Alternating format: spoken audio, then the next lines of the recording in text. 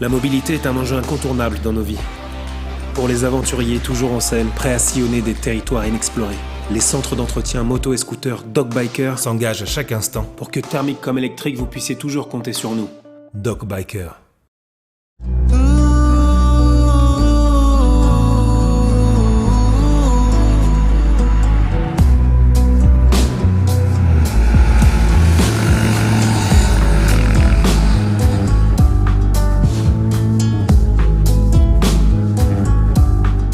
Bah tu sais quoi, c'est toi qui vas commencer, tiens, pour la peine. Ah bon? Vas-y, bah dis bonjour aux dames. Bonjour, Et au bonjour monsieur. tout le monde.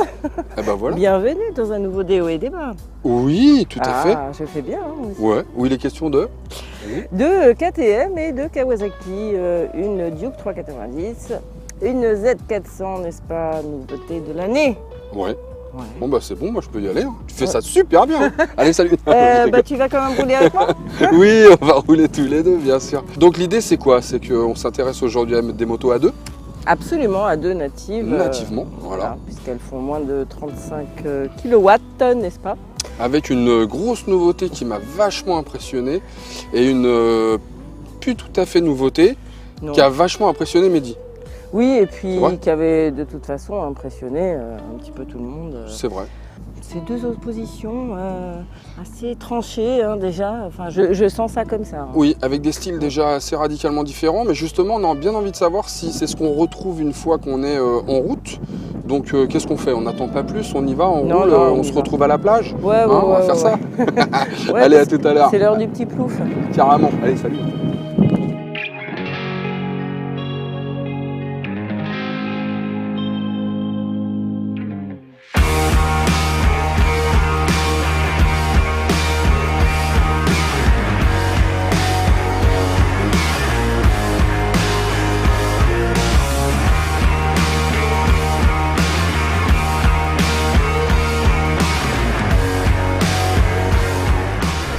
Mon petit poney, mon petit poney. Ça commence quoi, la bonne ambiance, tu vois. La bonne Mais ambiance j'aime pour bien parler de ces deux commencer petites comme bécanes. ça. Bon, alors ces petites motos, c'est quand même plutôt sympa. Hein. On peut dire que on est bien installé dessus, même si globalement ça pourrait être plus confort, non? Ouais, effectivement, quand on s'assoit sur la KTM, on se dit bouh, c'est dur, bouh, c'est dur. Finalement, la selle, elle n'est pas si inconfortable que ça au fur et à mesure. Et la Kawa, c'est le contraire, on se dit ah, on est bien, et puis au fur et à mesure, on sent un petit peu les arêtes là qui te scient un petit peu les C'est fesses, clair. hein. Oui, c'est vrai ce que tu dis, c'est vrai ce que tu dis.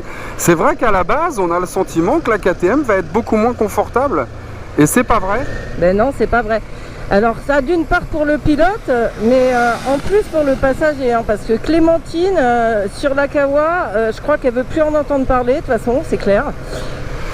Et après, sinon, en termes de position de conduite, on est quand même sur deux motos assez radicalement différentes, hein, on va pas se voiler la face. Hein. C'est pareil, toi. Moi j'ai l'impression d'être vraiment sur le petit Street Fighter, presque super mode, quoi. Alors que c'est pas le cas sur la Kawa. Ouais, toi t'es super mote, moi je suis vraiment le roadster sportif Kawa, tu sais, t'es bien encastré dedans. Le réservoir est assez proéminent. C'est vrai que t'es bien encastré dedans.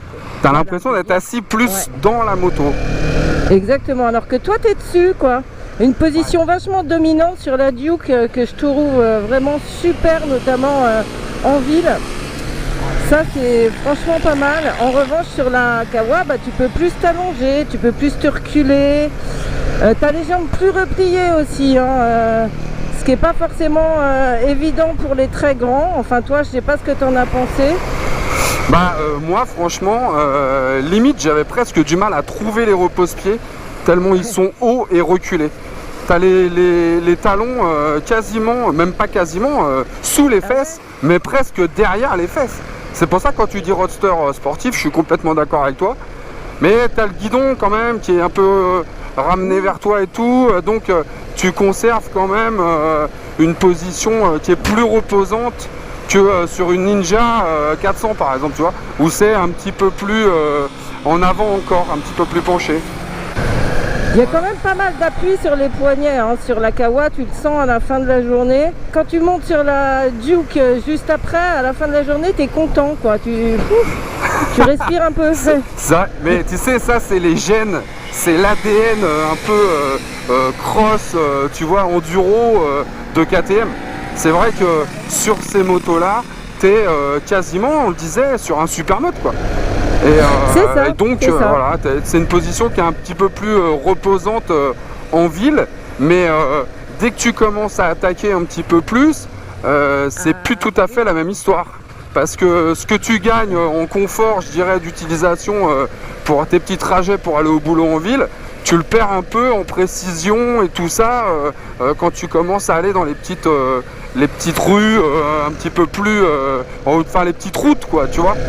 Bah oui, quand ça commence à tournicoter, effectivement, la Kawa, t'as super bon feeling du train avant, du coup, l'avant il est bien chargé, donc t'es précis.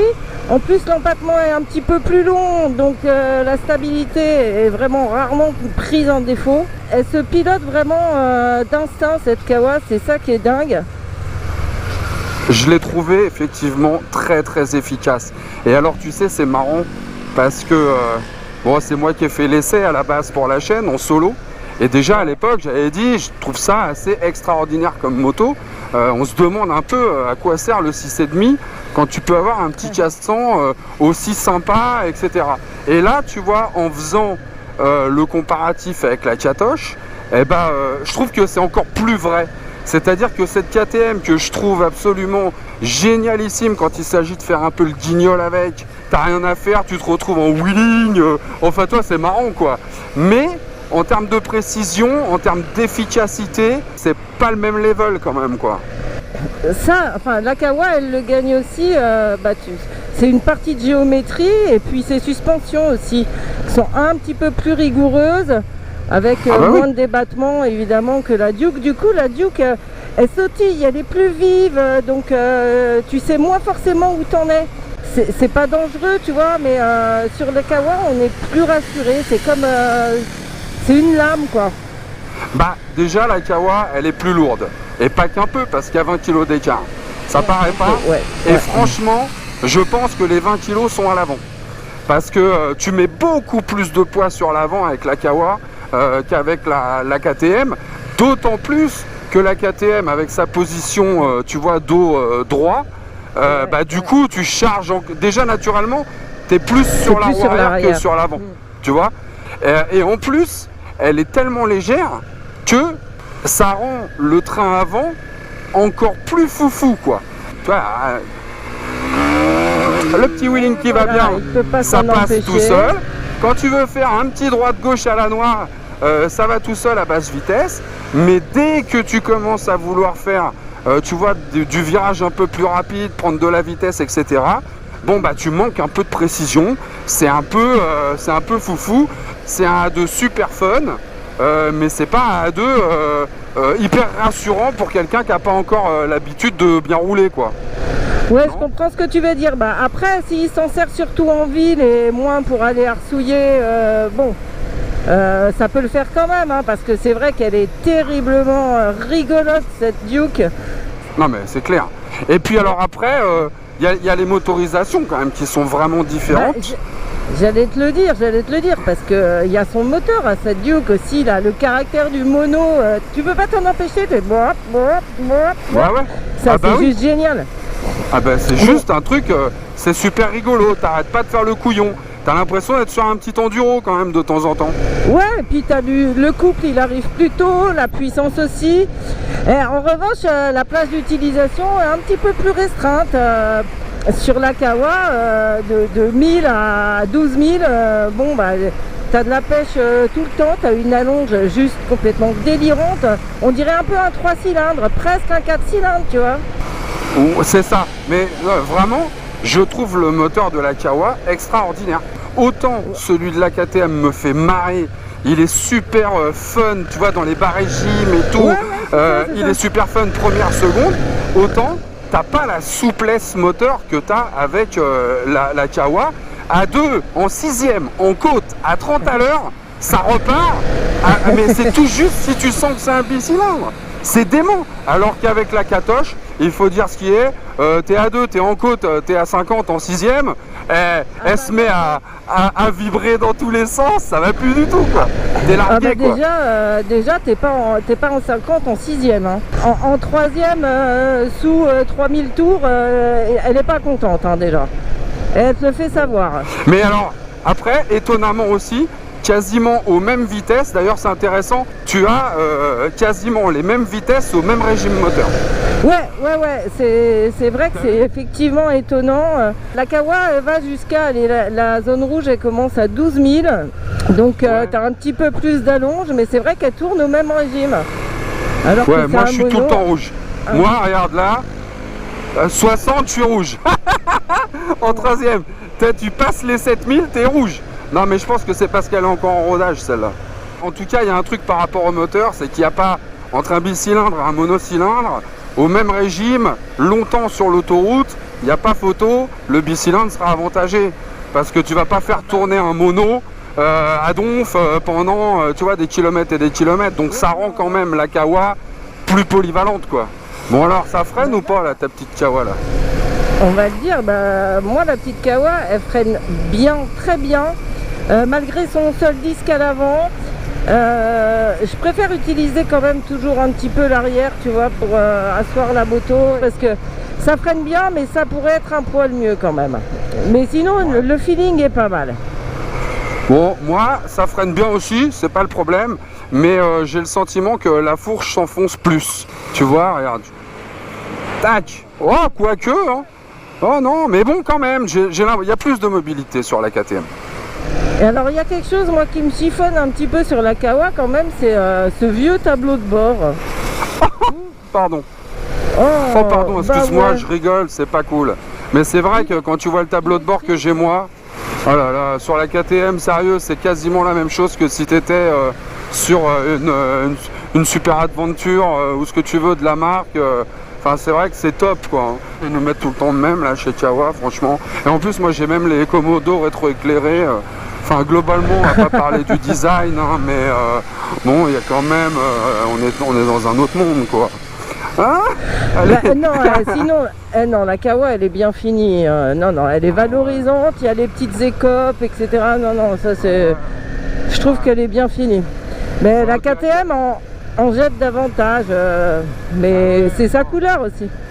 Attends, vas-y, oh, les petites rayis qui rigolent pas, en 2 couleurs et tout, super mignon et tout ça. Et puis bon, elle a rien à cacher, quoi. Toi, elle a pas du plastique partout, quoi. Oh, non, le truc dingue, c'est que autant l'une que l'autre sont les petites sœurs des plus grosses. Je trouve que c'est très bien réussi pour la Kawa, c'est vraiment le caractère d'une Z. Et sur la KTM, c'est pareil. C'est vraiment le caractère d'une Duke. Bah voilà, ça c'est le mot de la fin. Pour le coup, qu'est-ce qu'on fait? On va se boire un petit truc, on se pose pour parler tarifs, conso et tout ça. Bon, allez, c'est parti alors.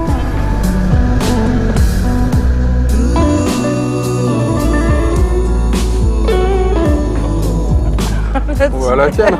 Et on a bien roulé. Hein, oui, on a bien roulé, t'as vu? On est déjà à la Cano. On est quand même plutôt bien là. Hein, on va bientôt la faire plage, plouf d'ailleurs. Non, évidemment qu'on n'est pas à la Cano, on est resté près de Paris, mais on a bien roulé quand même. On a très bien roulé avec ces 2 jolies petites motos, si caractéristiques des valeurs fondamentales de leur marque. De marque, ouais. On va pas dire tout de suite si on devait repartir avec une, laquelle on choisit. Non, on dit en dernier. Avant, on parle un petit peu, carburant, un peu gros sous, quoi. Un peu gros sous. On est un peu obligé. Conso, pas énorme. Écoute, non, ça va. En même temps, c'est des petits moteurs. Hein. Ah, mais justement, t'es tout le temps au taquet, quoi. Surtout toi. Si. Non, mais c'est vrai, on est tout le temps au taquet. On est à combien? Écoute, Kawa, moi, 4 litres 3. 4 litres 7, moi, c'est ça? 8. 4 litres 8. Oui, Ouais, 8. c'est bon. Ouais, Alors du coup, avec mon réservoir de 14 litres, eh bien, j'ai une autonomie de 325 km. Ah ouais? Et toi, comme je t'ai fait ta conso... Moi de 45. Non, tu as une autonomie de 280 km. Le réservoir un petit peu plus petit, 13 litres 4. Donc, c'est pas mal. C'est pas mal quand même, c'est pas mal. C'est même très honorable en on fait. peut rouler quand même avant d'aller chercher la station, c'est quand même pas mal. Et en termes de tarifs, là, en revanche, c'est pareil, c'est Bah, pas si ouf que ça. Hein. Non, ça reste raisonnable, en dessous des 6 000. La Kawa est un peu moins chère, 5 599. La KTM un petit peu plus chère, 5 899. Mais bon, t'as un écran TFT couleur. aussi, effectivement, Mine de rien, ça se paye un quand petit même. peu plus techno, ouais, t'as la Commodore fourche rétroéclairé et tout, fourche inversée. inversée, Voilà, l'équipement ça présente bien quoi. suggère effectivement une petite hausse de tarif. C'est vrai. Non, mais. Et Ce- puis, attends, il y a des modes sur la KTM. Ouais, des Il y a un mode super moto. des Bah modes. si, mode super moto, hop, plus d'ABS, hop, ça part en glisse. Ah oui, ça part en glisse. d'accord. Et puis, accessoirement, on peut convenir que ces 300 € de plus sont dus à quelque chose. Oui. Ouais. Et puis bon, il est pas impossible de faire un petit wheeling de temps en temps avec la kata. Enfin, je dis ça, je dis rien. Ouais. Bon, ça peut se faire. Donc bon, alors si on devait repartir avec une des deux. Ouais. Bah, là, je t'avoue que j'ai un gros doute. Ouais. J'aimerais bien voir ce que ça donne. Orange et vert mélangés. J'ai peur que ça fasse un peu cacadois. Mais pour le coup, j'ai envie de prendre les deux parce que j'ai adoré la Duke en ville ou sur petite route, mais juste comme ça pour faire un petit peu faire l'imbécile. Ouais. Et la Kawa, je l'ai plus aimée pour l'arsouille dans les virages ou plus polyvalente sur l'autoroute. Je sais pas. Ouais, moi c'est pareil, je serais bien en peine de choisir vraiment. Parce que je me dis, si tu as vraiment de la route à faire de temps en temps, etc., des portions vraiment rapides avec du bon virage et tout, peut-être effectivement que tu peux être tenté de prendre la Kawa, mais que je trouve moins confortable au final. Oui, et puis tu peux moins faire de duo aussi. Le duo c'est plus compliqué, elle fait mal aux fesses, enfin bon, c'est pas très cool. Et puis d'un autre côté, tu as effectivement cette KTM qui est super fun, quoi. Mais moi, tu vois, je me dis, c'est pas des bécanes que tu prends pour rouler pendant 500 bornes, etc. C'est une moto que tu vas t'en servir pour aller bosser le matin, tu vas t'en servir pour aller chercher le pain, tu vas effectivement te faire une petite balade de temps en temps avec tes potes. C'est supportable, tu vois les petits défauts de la KTM.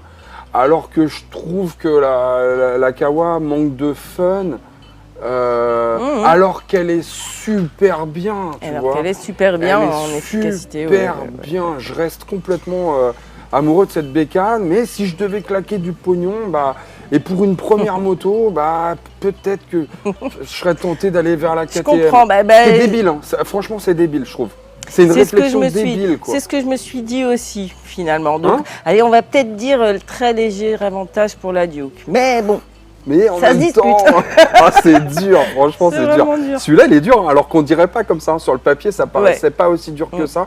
On est sur deux bécanes radicalement différentes en style. C'est ça le truc, en style de conduite, pas seulement en termes de look. Et c'est ça qui rend les choses vraiment très difficiles. Je m'attendais pas à ce que ça soit aussi différent l'une de l'autre. C'est vraiment un roadster sportif et un street fighter pour faire l'abruti de l'autre côté. On est sur deux catégories de motos différentes. Sinon, il faut suggérer une alternative un petit peu plus chère. Une CB500F. Une CB500F qui peut peut-être départager ensemble. Ou pas. Bon, on vous a pas aidé. Voilà. Désolé. Non mais c'est comme ça, il fait chaud, il fait beau. Il faut qu'on boive un coup, on n'en peut plus, voilà. Donc non, c'est vrai qu'on est un peu navré de ne pas pouvoir plus vous aider que ça. Si vous voulez vraiment du fun, peut-être la KTM. Si vous voulez quelque chose de plus polyvalent quand même et plus efficace au fond, la Kawa. On est d'accord là-dessus? Ouais, je suis d'accord. La vôtre alors. Allez, la tienne aussi. Hein. Bonne vacances. La trinque, hein. Tu trinques pas. Mais tu trinques pas. Hein. Sorry. Non, mais tu trinques pas. T'es fatigué, quoi. Oui, fatigué. C'est l'âge. Ça commence à bien faire, hein.